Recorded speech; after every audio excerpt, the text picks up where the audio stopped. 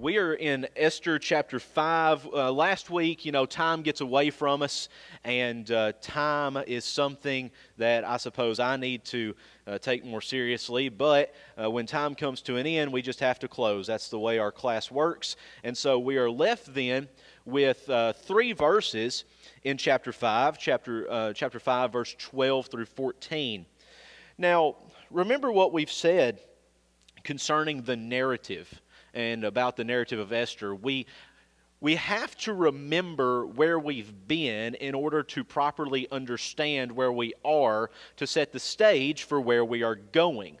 And so as we do that tonight, we're not going to go all the way back to chapter 1 and give a recap, but it is important that when we press pause on the movie, if you will, to be able to know where we've been so that we know where we are going.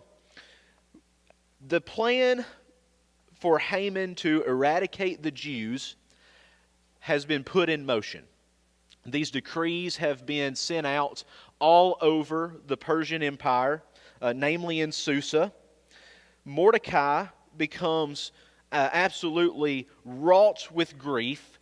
He is compelled then to do something, and by do something I mean go and tell Queen Esther.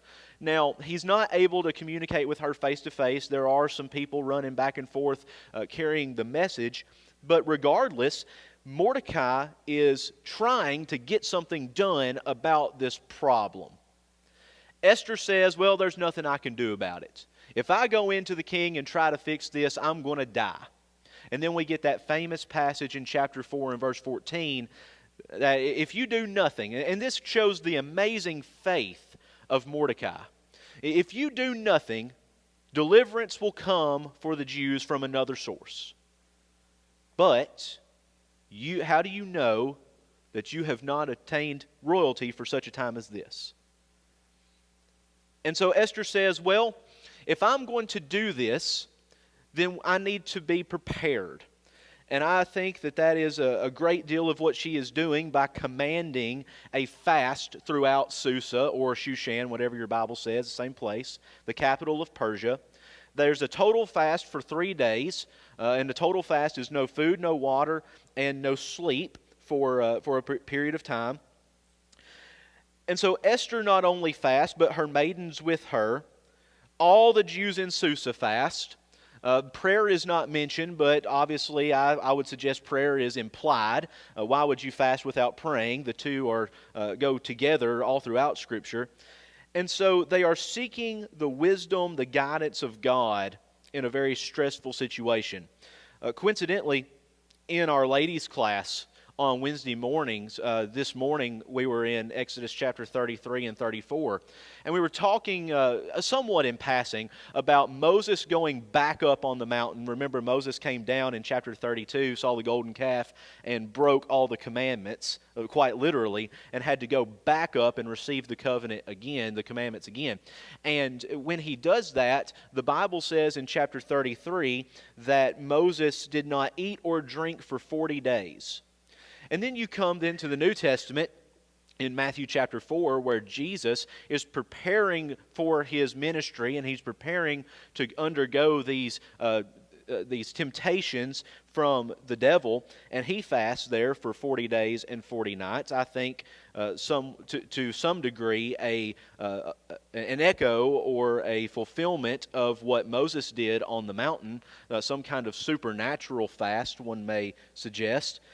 All that being said, in the case of Moses, in the case of Jesus, and in the case of Esther, they use this particular physical training, if you will, this method of fasting to prepare for a trial. When Moses comes off of the mountain in chapter 34, he is faced there with the people. And we know from the whole book of Exodus and on into the book of Numbers and Deuteronomy and Leviticus that all the people are a challenge to Moses. When Jesus ends his fast, he is faced with the challenge of the temptation of Satan. Esther finishes her fast, and she is faced with the challenge of approaching the king.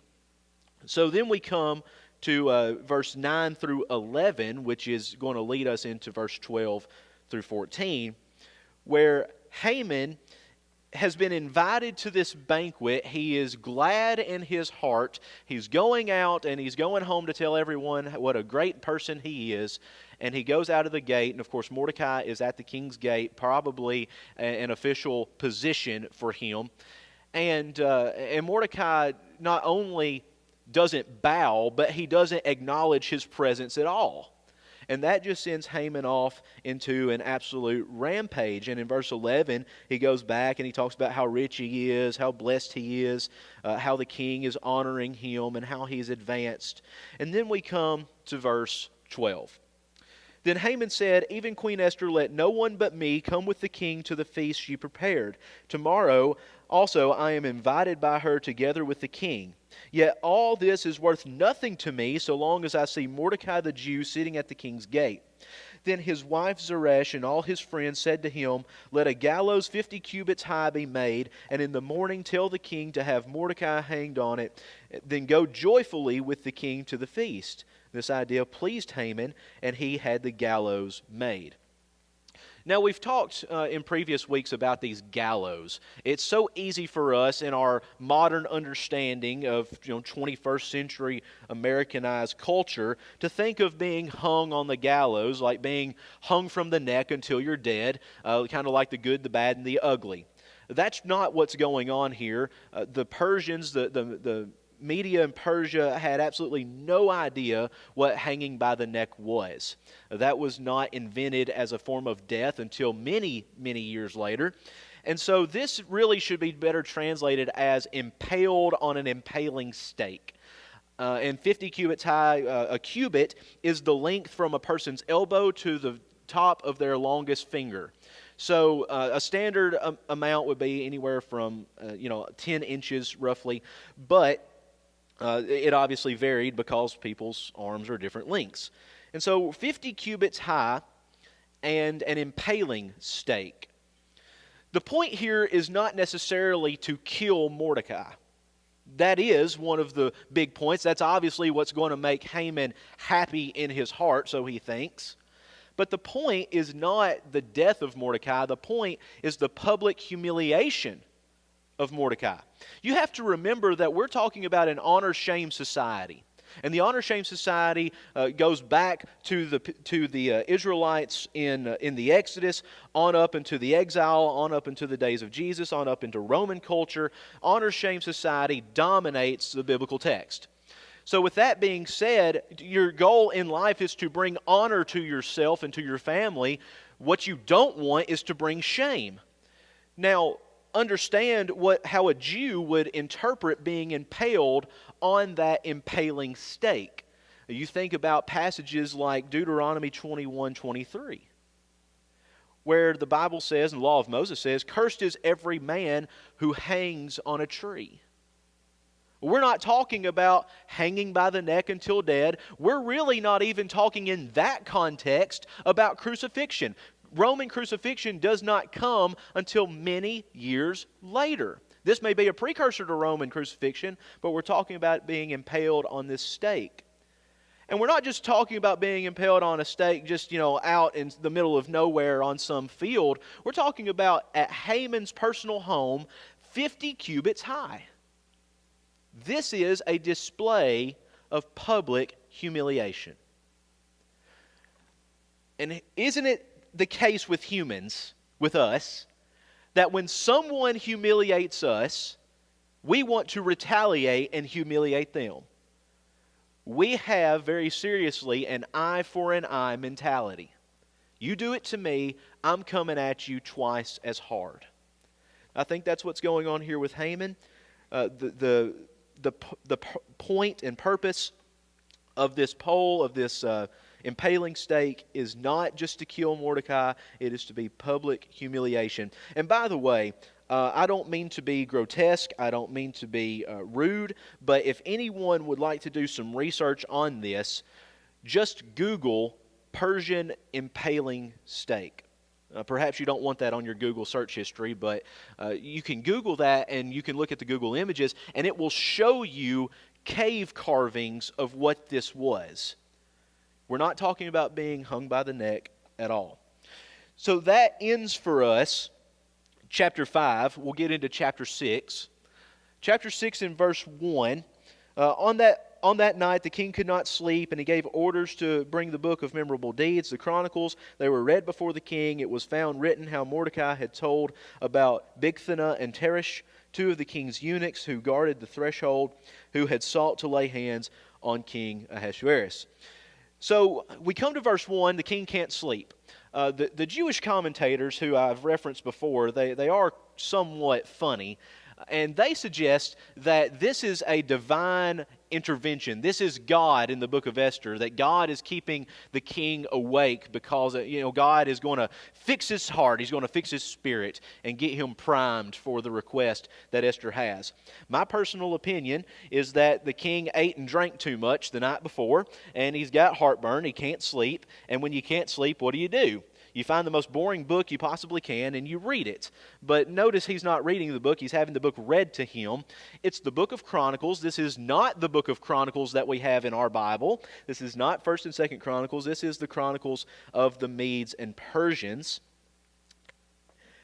Notice where it says in verse 2, it was found written how Mordecai had told about these two eunuchs who were planning to kill the king. It was found written. It had been written about, but nothing had been done about it. And that's going to be the big problem that comes in verse 3 and following. It had been found out. They knew it had been done. They wrote about it because it has to do with the king. And that's what the Chronicles was record of things that happened with the king. These memorable deeds, verse 1 says. And so he reads about this, but it's unclear whether the king was aware that this even happened. So we come to verse 3 and get the fuller context. The king said, "What honor or distinction has been bestowed on Mordecai for this?" The king's young men who attended him said, "Nothing has been done for him." And the king said, "Who is in the court?" Now Haman had just entered the outer court of the king's palace to speak to the king about having Mordecai hanged on the gallows, or I should say impaled on the stake, that he had prepared for him. And the king's young men said to him, "Haman is there, standing in the court." And the king said, "Let him come in." So when we come to verse 3, he's asking, what have we done to honor this man who saved my life? We have to realize that according to Herodotus and others, this honor-shame society carries on into the king and into the king's life, and that it was great shame to not repay someone for doing a great act of goodness to you. Okay, so it's not necessarily the fact of saving his life, but that certainly has something to do with it. And by the way, let's remember that had it not been for Mordecai, these two eunuchs, well, I shouldn't call them eunuchs. I personally think the term should be translated guards or noblemen or something like that. You wouldn't put a castrated male as your guard, okay? Let's just be honest. So these men are the ones who stand outside your bedroom when you sleep. They're the ones who walk with you while you're going to breakfast. They are the ones who are closest to you. This is the secret service, the Praetorian Guard of the Persian Empire. If anyone was going to kill the king, it was going to be them. And so had it not been for Mordecai, these particular men would have very successfully carried out their plan. And so he's saying, what's been done for him? My life has been saved. It's great shame if I don't show gratitude in this way. And notice where his attendants say nothing. Nothing's been done. Oh, I can imagine the sinking feeling of the stomach of the king in this particular instance. Now, the king ask a question that seems to be unrelated to the context. He says, who's in the court? Well, we have to understand a little something about Persian court. The king is in this room, and he's asking the question, who is in the court? They held court early in the morning, mostly because it was cool. You can do it outside and it not be hot and everybody be comfortable. And so they held it early in the morning. These courts had attendants that were there 24 hours a day, 7 days a week. And so when he's asking who is in the court, he's asking his attendant, who has come to see me today? What matters do I need to take care of? What business do I have to go about? And they say, Haman is there. Well, Haman has come because he has a request. Let's kill Mordecai. Now, you just have to understand the irony of what's about to happen. It is absolutely bonkers. There's going to be a misunderstanding on behalf of Haman, and it's going to show an ironic situation, really a situation that should have very quickly humbled him, but instead sent him into the opposite direction, I fear. And so Haman is there, and the king says, let him come in. Now, Haman went to the king with a question. The king is coming to Haman with a question. And what we're going to find is that the king's question is the one that gets asked and answered. In verse 6, so Haman came in, and the king said to him, what should be done to the man whom the king delights to honor? Haman said to himself, who would the king delight to honor more than me? Haman said to the king, for the man whom the king delights to honor, let royal robes be brought, which the king has worn. Let a horse and the horse that the king has ridden, and on whose head a royal crown is set. And then the list is going to go on in verse 9, but we'll get there when we get there. There are 4 things that Haman says need to be done. Number 1, royal robes. Not just any robes, robes that the king himself have worn. Now, y'all, that sounds weird to me. If I go and shake the president's hand, I don't want him to give me his tie. Okay, no, I don't want to wear somebody else's clothes. In this particular culture, a garment or anything that the king touches carries royalty with it. And so if you have that, the royalty of the king is passed to you. Right? So the not just any robes, but robes that the king has worn. And number 2, the horse. Not just any horse, but the royal stud, the horse that the king has ridden. Okay, for the same reason. And on whose head a royal crown is set. Now, it's easy for us to read this in English and think, okay, well, the king is going to take his crown off and give it to whoever he decides to honor. The problem with that is that would never happen in Persian culture. The king never gave his crown to anyone. And so we think, well, maybe he had another crown that he was going to give to this person. Well, that doesn't happen either. There's only one crown. The Hebrew text makes this a little clearer in saying that the royal crown is not an object of the person being honored, but is an object of the horse. It is a headdress that goes on the horse to symbolize royalty. And that seems to be what's happening here. And then what we're going to find later is there's going to be a parade. Be paraded throughout the square and come to this public place where all of this glory and honor can be seen publicly. I really think Haman should have read Matthew chapter 6, but I guess Matthew chapter 6 wasn't written then. So here's the list. This is what he wants.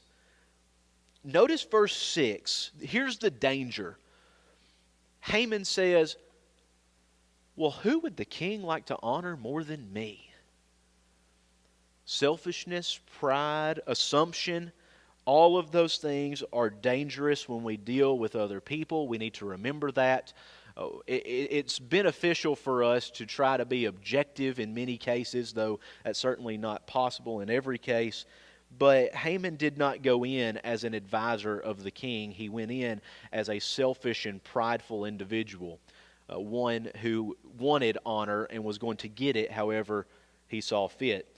This is a beautiful and wonderful example of the teachings of Jesus, where those who seek to be first must put themselves last. Those who are last will be first. A lesson in humility. I am at the present time working on a commentary on the book of Philemon. One thing I have noticed, and ladies who are in the ladies class this morning, sorry to be repetitive, but one thing I have noticed is that there are 3 primary doctrines, if you will, that are taught in Paul's letters. And the first is justification by faith, and the second is salvation by grace, and the third is a unity in the church. And I would even add a 4th one, though some may disagree, and it is the doctrine of humility. The doctrine of humility, being brought low, making yourself or making others more important than yourself. Those all seem to be very important things in the life of Paul, very important in the life of Jesus, and certainly very important to us. Not very important to Haman, it seems. So we come to verse 9. Let the robes and the horse be handed over to one of the king's most noble officials.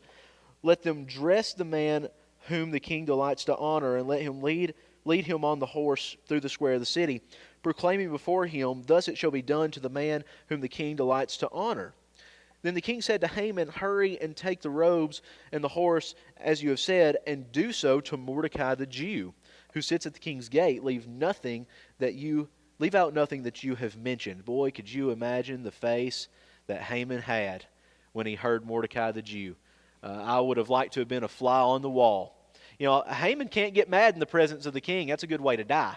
But I just imagine that gut-wrenching feeling of all the people in the world that you could have done this to, why did it have to be Mordecai?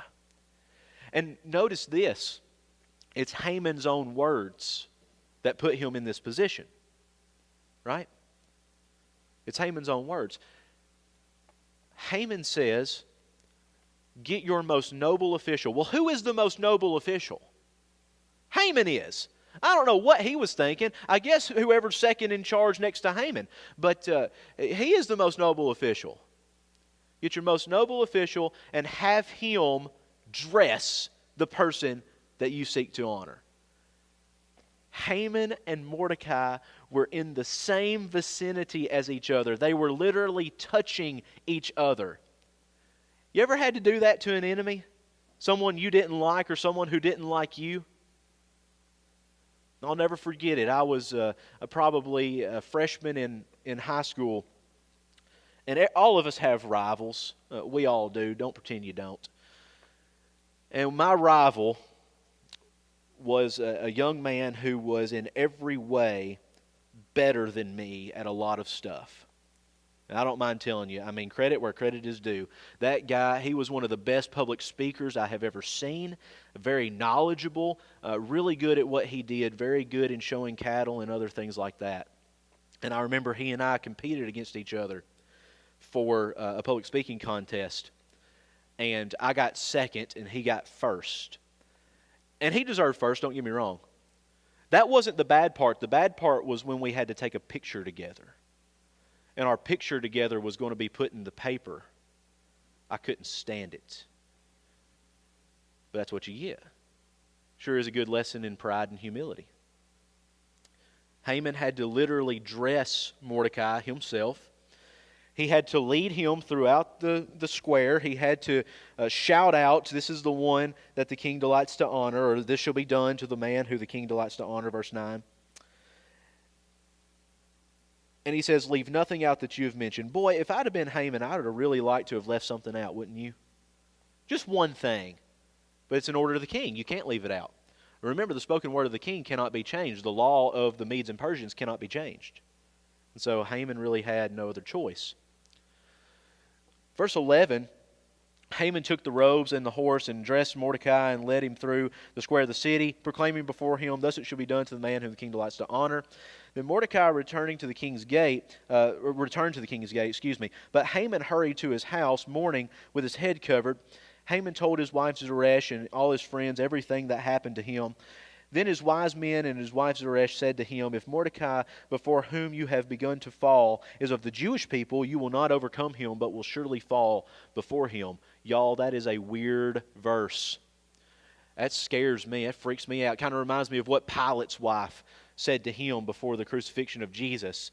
It seems that God is using the friends and the wife of Haman to give some sort of prophetic statement. Now, I have no idea how that happened. I don't know why it happened. I have absolutely no idea the order of events or how she received this revelation. No earthly idea. All I know is she did. And she was absolutely right in what she said. Haman's having to lead him around. He is so hurt and so disgusted by doing this. Remember, when Haman got so mad that he ordered for the impaling pole to be erected and built, he did it just because Mordecai didn't even acknowledge his presence.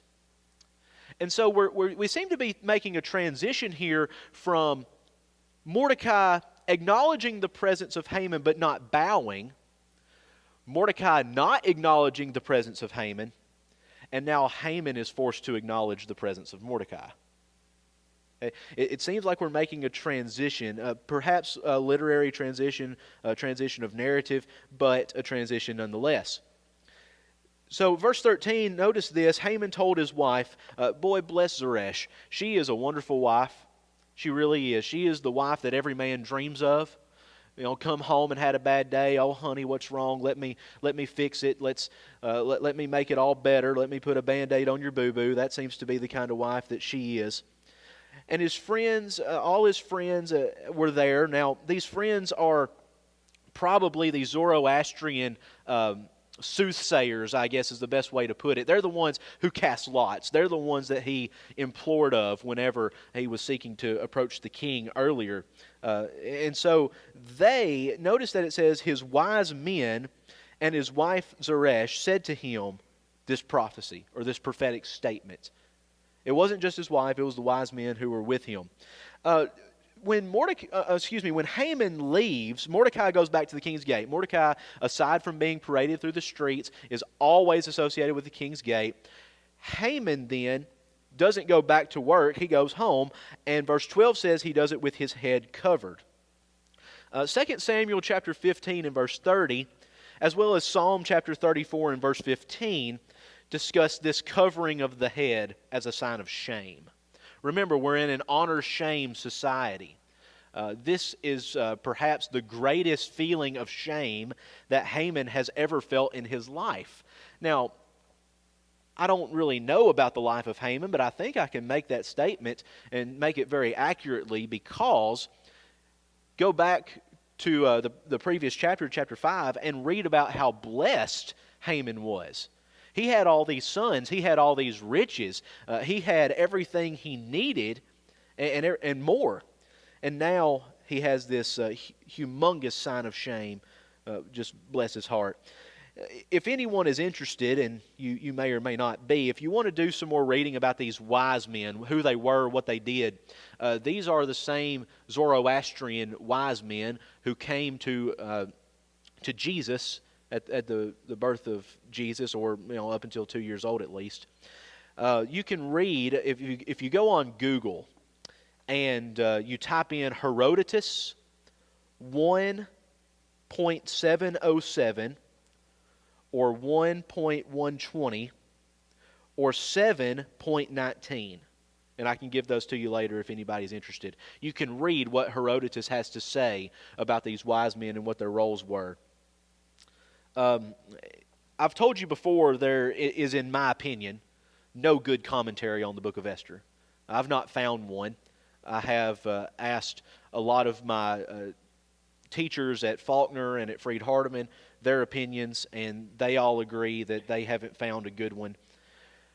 All that to be said, no one has been able, commentator or not, has been able to explain verse 13. Was Zeresh and the wise men, were they familiar with the stories of the Jews in the Exodus and beyond? Had they heard the tradition? Were they aware that the Jews in Susa had fasted for 3 days and had prayed, I would assume, during that time too? We just simply don't know. And so if you're asking, what does this mean? How do we interpret it? How did they know? The quick answer is, I don't know. I don't know. So let's come to the end of chapter 6. While they were yet talking with him, the king's eunuchs arrived and hurried to bring Haman to the feast that Esther had prepared. I wonder if this didn't lift Haman's spirits a little bit, because remember, when we began this chapter, or maybe it was the end of chapter 5, I don't remember exactly, I have to go back and look. Haman is so excited because no one else has been invited to this banquet besides him and the king and Queen Esther. right? It's very uncommon, at least in the book of Esther, that it makes it sound, for there to be a banquet or a feast for just 3 people. I mean, my goodness, when we open up in chapter 1, there's a banquet and a feast for all these families, these 7 families, and even more. And you have so many that there's a banquet for the men and a banquet for the women. And then you come to this, and there's this banquet just for these 3 people.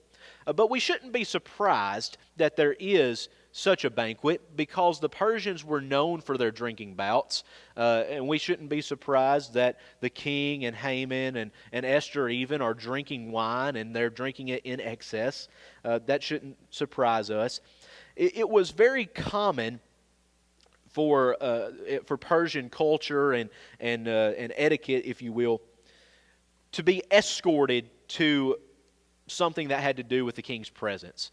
And so, you know, the Persian court, whatever you want to call them, these eunuchs, they came to Haman, they picked him up and brought him to the feast. And so, you know, Haman seems to be getting a little bit of his mojo back. He's starting to feel a little bit more like the man who is in the place of prominence rather than this shamed person. So that ends chapter 6, and we only have about 3 minutes left. I don't want to get into chapter 7. I don't like getting into places and having to stop so abruptly. And so with our 3 minutes left, I guess I can open it up and say, does anyone have any questions or comments? I know we don't often do that because we have so much to get to.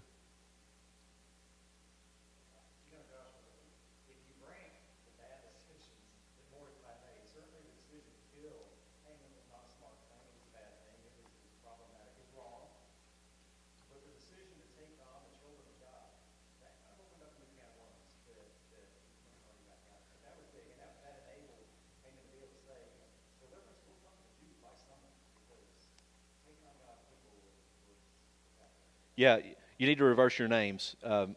Mordecai and Haman. Yeah, but I do the same thing. We all do. But yes, absolutely. I mean, to attack the whole people of God, and boy, what a lesson for us today in the church. I fear that we in the church view religion as something that is so individualistic and something that we have to do by ourselves, and perhaps the extent of our community religiously is to be in a congregation, and we forget that we in the congregation are part of the bigger picture of the church worldwide. Again, to be repetitive from this morning in our ladies' class, I asked them, how often do we pray for other congregations, understanding that we are, hopefully, on the same team. I know that can't be said of every place that has the name Church of Christ, if you will, on the sign, but that's the goal. And we talk about persecution in the Lord's church today, and we see the persecution of the Jews throughout the Old Testament, and even into the 19th and 20th centuries, we see the persecution of the Jewish people. But to have the amount of faith to say, you are taking on the people of God, and regardless of whether we die or live, you are going to lose. And I think that's what Mordecai has in the back of his mind, even when he says deliverance will come from another place. But you're absolutely right, and great comment.